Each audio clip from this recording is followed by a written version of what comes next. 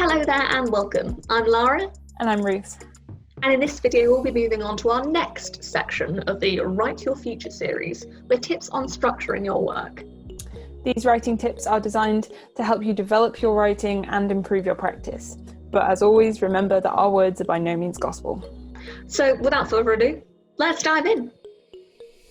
Tip number 1, follow the 5-act structure.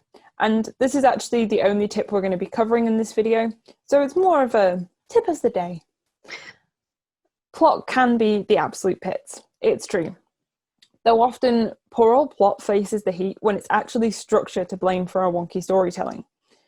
Plot is the sequence of events and their connection, whereas structure is how these events are organised. So let's take a look at a well-known way you can structure your work. So using Freytags' 5-act structure can help.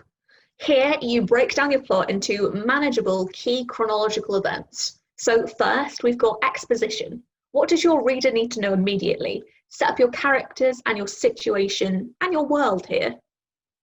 And second, we've got rising action. What's the goal?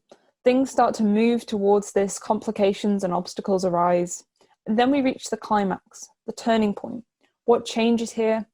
This is the moment when the most uncertainty occurs and the protagonist's state or situation begins to shift. Now, after the climax, we move on to the falling action, and this is where the conflict unravels. Is this good, bad, both or neither? Loose ends are tied up and twists are exposed. And now we've reached the denouement, and that's the ending. So where do you go from here? It's the consequences of the story's events. Now, it's worth noting that while Freytags' 5-act structure is usually presented as that kind of equal triangle, your proportion to which you dedicate parts of your writing to those doesn't have to be as proportional. So you can spend more time on falling action than you do on rising action, or vice versa. It's entirely up to you. And after that roller coaster, I think that's all we have time for. So we'll be back soon with more tips on how to structure your work. So don't go anywhere.